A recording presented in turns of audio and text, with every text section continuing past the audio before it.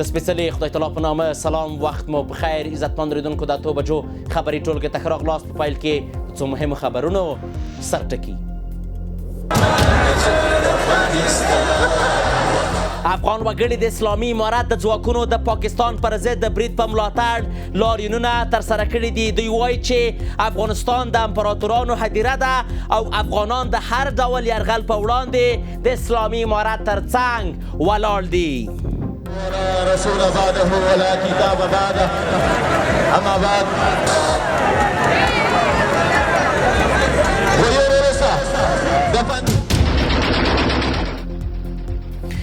چین د افغانستان او پاکستان ترمنځ د زیاتېدونکي تاوتریخوالي په اړه ژوره اندېښنه ښودلې ده. وایي چې دواړه هیوادونه باید د چینایي اتباعو پانګونو ساتنه وکړي. زلمي خلیلزاد ویلي چې د پاکستان پالیسي د افسوس او وړ خطرناکه ده.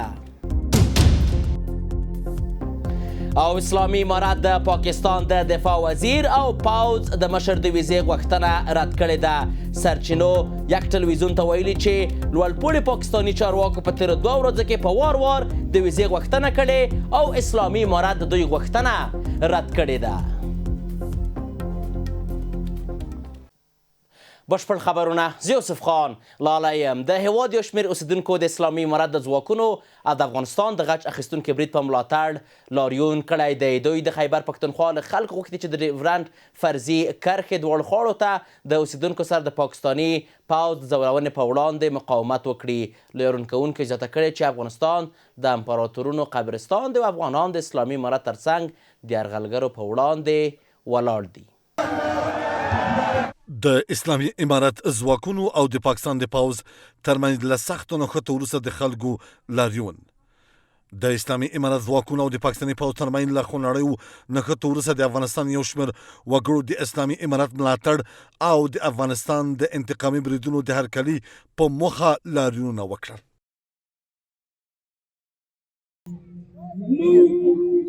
افغانان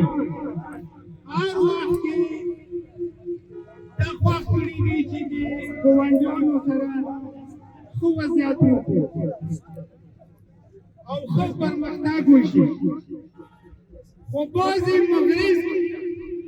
ګاونډیان چې د موږ دي هغه موږ په هېڅ وجه نه پرېږدي چې افغانستان د مخته لاړ شي. د افغانستان تاریخ ټولو ته معلوم دی. افغانستان باندې نور هیڅ کله پاکستان تیری نشي کولی. موږ د طالبانو پر شا ولاړ یو، غاښ ماتونکي ځواب ورکوو. ټول مخلوق، ټول دغه د ملت د افغانستان چې دا ټول د طالبانو پر شا ولاړ دي. لارون کوونکو د اسلامي امارت د ځواکونو بریدونه د پاکستان د پوځ پر پوستو باندې چې د ډیورنډ پر فرضي کرښه ترسره شول د افغانستان د ملي حاکمیت او ځمکنۍ بشپړتیا دفاع وبلله. من خو سراسر چې دا کوم جنګونه دي د وطن نه موږ تباه او برباد یو، په دې خاطر دا موږ په قرار نه پرېږدي. اوس انشاءالله موږ ته دلته د اسلامي امارت حکومت برحاله ده. موږ د یوې انچې ځمکې نه موږ نه تېرېږو چې دی په موږ باندې تجاوز وکړي یا کوم یو ډز وکړي. تېره شپه چې هغه پاکستان له خوا نه چې کوم هوایي حریم برید وشو او زه ډېر خفه شولم. خپل په هغه باندې چې کوم میډیا او هغه لارې واورېده ډېر خفه شولم. خو دوباره چې الحمدلله زمونږ د اسلامي امارت خوا نه چې کلک ځواب غاښ ماتونکي ځواب ورته ورکړل شو او ډېر خوشحاله شو. هیوادوالو سره له دې چې د شخړو پر ځای د ډیپلوماټیکو لارو ملاتړ کوي، ویل چې پاکستان د نړیوالو قوانینو سرغړونه کړې ده.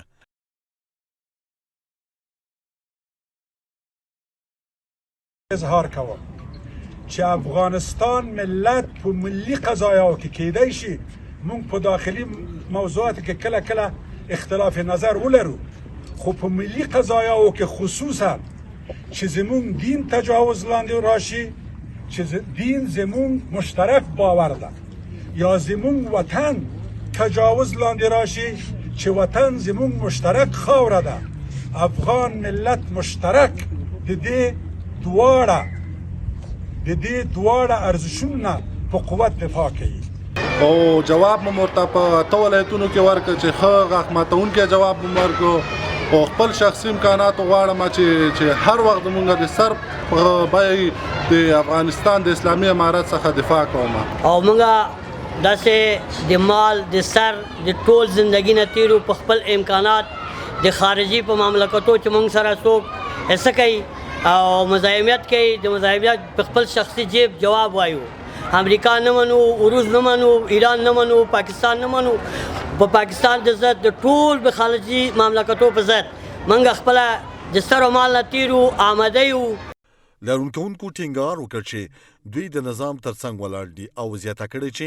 افغانستان یو خپلواک آزاد او د ویاړمن تاریخ لرونکی هیواد دی او د داسې هیواد پر وړاندې به سر ټیټ نه کړي چې یوازې اویا کلن عمر لري او د دوی په وینا یو جعلي هیواد بلل کیږي رسول بعده ولا كتاب بعده. پر همدې موضوع د بحث لپاره په ژوندۍ بڼه راسره وصل دی د نړیوالو چارو کارپوه ښاغلی شهسوار سنګروال صاحب. سنګروال صاحب ستړي مه شئ، وخت مو بخیر. خپرونې ته هم په خیر راغلی. سنګروال صاحب داسې راپورونه خپاره شوي چې د پاکستان دفاع وزیر او د پاکستان د استخباراتو کوم رئیس چې د هغوی ته اجازه نه ده ورکړل شوې چې د افغانستان ویزه ترلاسه کړي. فکر کوئ چې اوس هغه وخت را رسېدلی چې باید پاکستان په خپل پالیسۍ باندې د سره غور وکړي، د سره فکر وکړي او تعیین کړي چې له افغانستان سره کوم نوع سیاست دوی کول غواړي؟ بلې نه، کله هم نه پاکستان دا فکر نه کوي چې د افغانستان په تړاو باندې خپله پالیسي واړوي.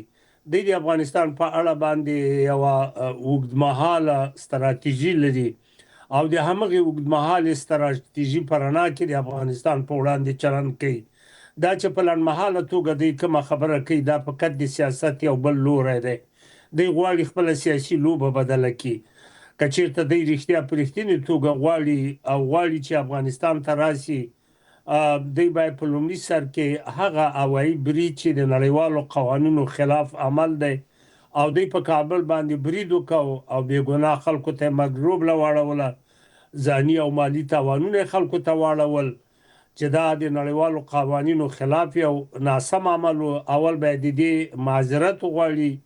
او د افغانستان له خلکو نه له اسلامي امارات نه بخښنه وغواړي او دا ومني چې د یوه ډېره لویه تېروتنه کړې ده. نو بیا به پس د هغې سړی دا ومني چې د دوی سره د خبرو کولو جواز شته که نه. نو دوی له یوې خوا وار کوي او له بلې خوا لاسونه شاته نیسي. تاسې په دې باندې پوهېږئ دا اوس دستي چې د ویزو غوښتنه کړې د اسلامي امارات له استازي نه چې په اسلام آباد کې سفارت لري، هغه یې دې دپاره ده چې دوی غواړي چې اوس یو جهان ته داسې وښیي چې ګوره موږ خو نو اینه سوله غواړو، سره د هغې چې جنګ و اینه موږ بیا هم سولې ته غواړو. دا د اسلامي امارات ډېره ښه پالیسي ده او د همدغې ډیپلوماتیکې پالیسي په رڼا کې ښه خبره دا دی چې ملګري ملتونو ته دا په ډاګه کې ووایي چې پاکستان باید لومړی له افغان حکومت نه د افغانستان له خلکو نه بخښنه وغواړي او دا لومړی ځل نه دی. دا په وار وار باندې دوی هم هوایي بریدونه په افغانستان باندې کړي او هم ځمکني بریدونه او هم د نړۍ په هر سټیج باندې تاسو ته معلوم دی، له امریکا له واشنګټن راواخله تر مونیخه، له مونیخه راواخله تر ملګرو ملتو، له ملګرو ملتو نه راواخله تر شانګهای پورې او نورې لویې وړې ناستې په سیمه ییزه کچه او په نړیواله کچه چې رامنځته شوي دوی په افغانستان باندې تور پورې کړی، طالبان یې طرحه ګم بللي او دا یې ویلي چې اسلامي امارات په خپل هیواد کې تروریستان ساتي او حال دا چې تاسو ته معلومه ده چې په دې وروستیو کې واقعیتونو وښودله چې تروریستان یعنې د داعش ډله په خپله کراچۍ کې ده، د اقبال ته یو مشر ووژل شو. نو په دې اساس باندې اوس دوی غواړي چې خپل تور مخ سپین کړي. دا ډېره ښه پالیسي ده چې اسلامي امارات دوی ته د ویزو اجازه ورنه کړه. بله سنګروال صاحب، د امریکا ولسمشر ټرامپ ویلي چې که ضرورت وي نو غواړي چې د پاکستان او افغانستان ترمنځ اوربند رامنځته کړي. فکر کوئ چې د ټرامپ دغه څرګندونې په ټوله کې د دې په معنا دي چې په رښتیا هم اوسمهال په افغانستان کې یو خپلواکه نظام رامنځته شوی چې حتی ښاغلی ټرامپ وایي چې که ضرورت وي نو زه مذاکرات ته تیار یم ورسره چې دوی د پاکستاني لوري سره یا پاکستاني لوری د افغان لوري سره خبرې اترې وکړي. د ټرامپ خبرې خو به وګورو چې په واقعیت کې او په عمل کې څه کېږي، خو ټرمپ اوس ډیر کوشش کوي او داسې سیمې ته او نړۍ ته ښیي چې د په څو ځایو کې سوله راوستې چې اوس دستي دی د فلسطین او د اسرائیلو په سوله کې بوخت دی او په هغه اړه تاسو ته معلوم دی چې یو شل فقریزه پلان هم وړاندې کړی دی اول ته د اوربند دپاره لارې چارې هم لټولي د بندیانو تبادله هم روانه ده دا یو پرمختګ دی خدای دې وکړي چې ټرمپ په دې اړه هغه واقعیتونه چې د پاکستان او د افغانستان ترمنځ موجود دي هغه حقیقتونه درک کړي هغه په دې معنی چې کومې ستونزې چې پاکستان د افغانستان په وړاندې رامنځته کړي دي دا باید پاکستان دا تعهد واخیستل شي چې په راتلونکي کې د افغانستان د حکومت په وړاندې د اسلامي امارت په وړاندې د دغه ستر تاریخي هیواد په وړاندې نور دغه ډول بې باکانه سیاسي لوبه نه کوي او په صداقت او په واقعیت باندې هغه تروریستان چې په پاکستان کې دي یا د داعش مشران دي هغه باید افغانستان ته د هغو مشران وسپاري او یا هلته ورته جزا ورکړي بیا ولې نه چې هغه کومې غوښتنې چې د افغانستان حکومت لري هغه باید ټرمپ درک کړي ویې مني بیا پس د هغې د سولې خبره خو ښه ده موږ افغانان همیشه د سولې دپاره ځکه موږ د جنګ قرباني جنګ نه غواړو سوله غواړو که چېرته ابرومندانه سوله وي د افغانستان د ملي ګټو په رڼا کې وي ولې نه په دواړو سترګو موږ هم د ټرمپ هم د ټرمپ په څېر نور څوک غواړي چې په افغانستان کې ابرومندانه سولې دپاره ژمنه وکړي موږ ورسره یو صحیح سنګروال صاحب اوس مهال خلکو د پاکستان پر ضد باندې لاریونونه کړي دي د دې ترڅنګ خلکو ستاینه کړې د اسلامي امارت د ځواکونو کومه بریا چې وه فکر کوئ چې اوس مهال ملت حکومت ته تر بل هر وخت ډیر نږدې شوی دی ولې نه له بده مرغه تاسې پوهېږئ چې د افغانستان په تاریخ کې کله هم داسې نه دي سوي چې پاکستان دې په افغانستان باندې هوایي بریدونه کړي وي د مغولګۍ نه وروسته تاسې ولیدل چې په مغولګۍ کې چې کوم برید پاکستانیانو وکړ سخته جزا یې ولیده ولې له هغې نه وروسته کله هم هوایي بریدونه د پاکستان لخوا په افغانستان نه وو سوي خو بل هر خارجي هیواد له انګریزانو نه راواخله تر روسانو نه راواخله تر امریکا او ناټو پورې کله چې چا په افغانستان باندې هوایي بریدونه کړي جزا یې لیدلې ده پاکستان هم یو ځل وازمېیله چې او د افغانانو هغه شهامت ورته معلوم سو نو ځکه خو اوس د افغانستان په بېلابېلو سیمو کې د پاکستان پر ضد باندې لاریونونه سوي او د اسلامي امارت نه ملاتړ کوي چې رښتیا خپل کساتو انتقام یې واخیست نو بیا هم که چېرته پاکستان دغه ډول برید وکړي نو زه فکر کوم بیا به هم د سخت بدلون سره مخ شي دی تقریبا څو کاله د مخه په خوست باندې برید وکړو بیا یې وروسته بیا وکړو اول ته بې ګناه بې وزله بې دفاع ماشومان او زاړه سپینګیري ملکي خلک یې ووژل ولې دی دا فکر کوو چې موږ به همیشه نور دا ډول بریدونه کوو خو کله چې وروستی غبرګون یې ولید زه فکر کوم پاکستان اوس په دې باندې پوه سو چې افغانستان پرونی افغانستان نه دی دلته یو ثبات موجود دی دلته یو سیاسي او پوځي واکمنۍ شتون لري نو بیا به کله هم زړه ښه نه کړي نو د افغانستان خلکو په ځای خپل ملاتړ اعلان کړی دی او باید دغه ډول ملاتړ ته ادامه ورکړي او اسلامي امارت هم نور هیڅ خارجي هیواد ته په سر کې پاکستان ته دې حق ورنه کړي چې د افغانستان په کورنیو چارو کې سیاسي او پوځي مداخله وکړي صحیح سنګروال صاحب د وروستۍ پوښتنې په توګه اوس خو پاکستان برید وکړو اسلامي امارت هم ځواب ورته ورکړو وروسته له دې به څه کیږي وروسته له دې به تعامل کیږي وروسته له دې به اړیکې رغیږي وروسته له دې به یو غټ تغییر او تبدیل په ټوله کې راځي که نه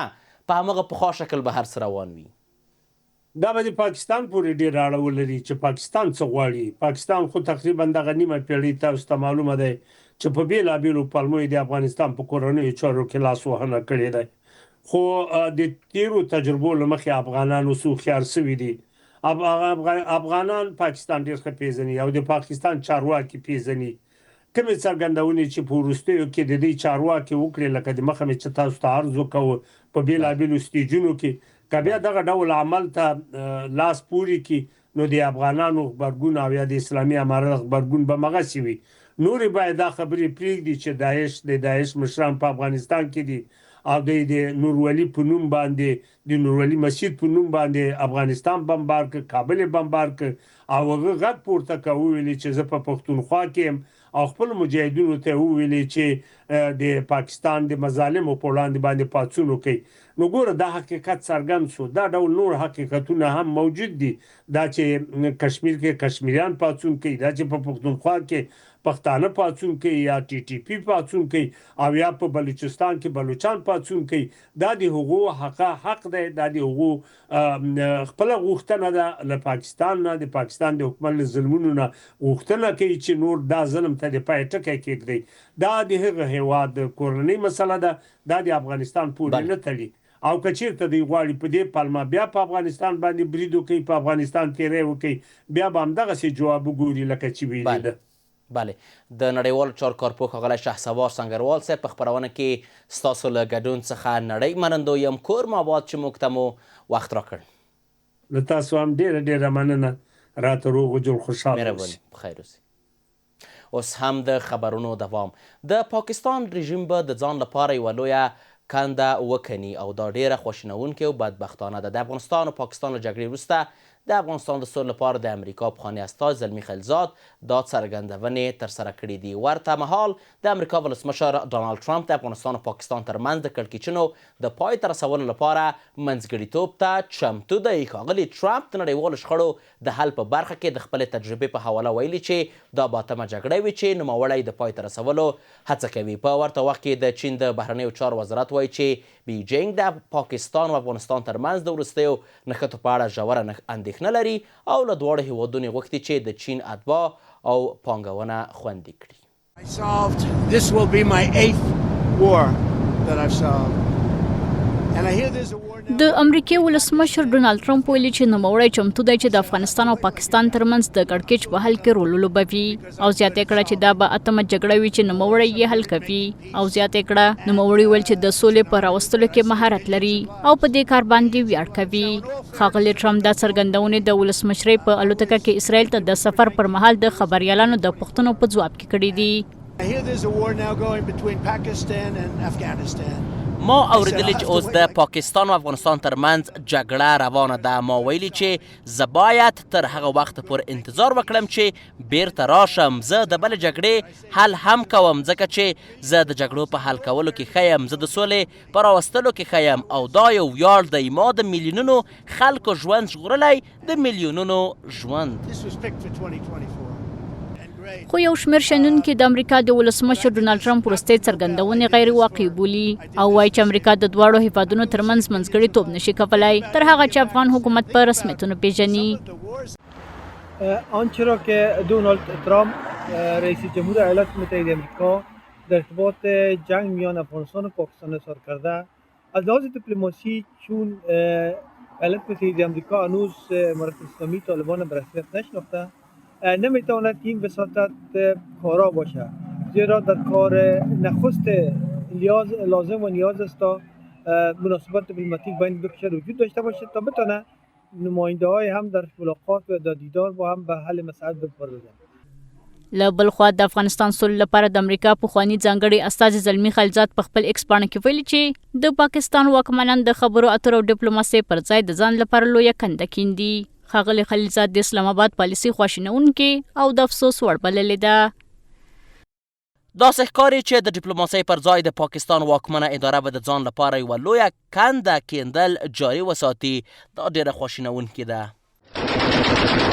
د دې ټولو مبارزو سره سره د افغانستان اسلامي امارت په ځلونو د هیواد د ځمکنۍ بشپړتیا په دفاع ټینګار کړی دی او ویلي دي چې د بهرنیو هیوادونو د هر ډول پوځي اقدام په وړاندې به څو ځله ځواب ووایي. د افغانستان اسلامي امارت د پاکستان لخوا د افغانستان په خاوره کې د هوایي بریدونو وروسته پر پاکستاني سرحدي ساتونکو برید کړی دی چې له امله یې پاکستاني لوري ته درانه تلفات اوښتي دي.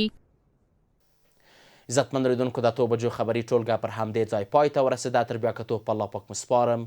ښې جانې.